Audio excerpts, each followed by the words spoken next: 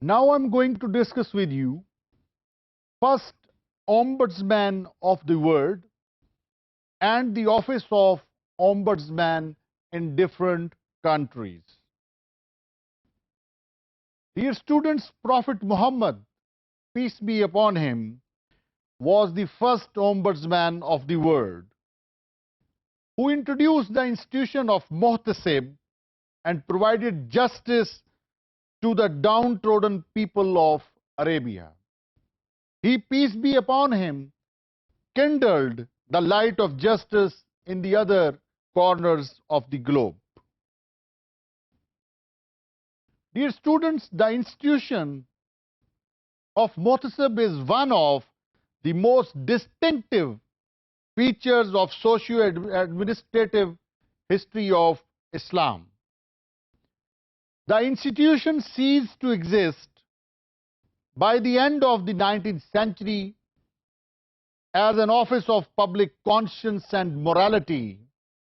Nevertheless, it left behind the trail of golden traditions. Dear students, the office of Swedish Ombudsman is the long established and the most powerful of all contemporary ombudsman offices. The public administration books reveal that the office was the outcome of historical event occurred in the era of King Charles, when there was a rebellion against him and the king sought refuge in Turkey, where he observed the working of Divane Mazalim. The king learned the concept and established the institution of Ombudsman in Sweden in 1713. Dear students, Denmark has office of Ombudsman since 1966. When the new constitution was being planned for the country after the First World War.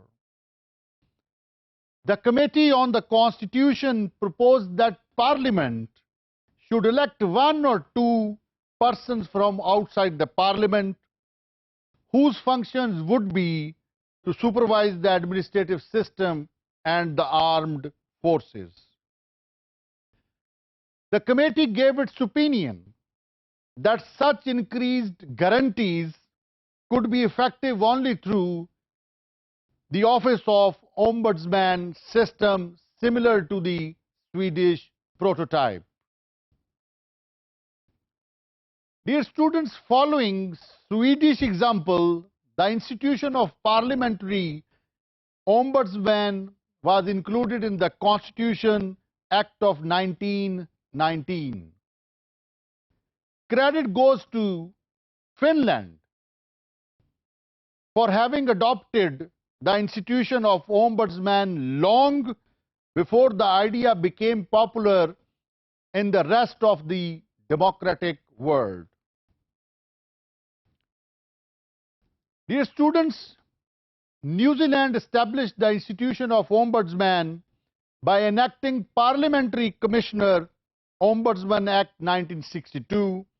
The commissioner was appointed by the Governor General. In the late 50s and in the beginning of the 60s in UK, the view gained ground that there was a need for a citizen's grievance against administration. The emerging belief that the minister's own accountability to Parliament was no longer sufficient to protect the victim of the departmental error and maladministration led to the establishment of the Office of Parliamentary Commissioner in 1967. Concludingly, we may say that Prophet, peace be upon him, was the first ombudsman of the world. Or, following the tradition, many countries in later stages created the institution of ombudsman in order to curb the maladministration in the administrative department.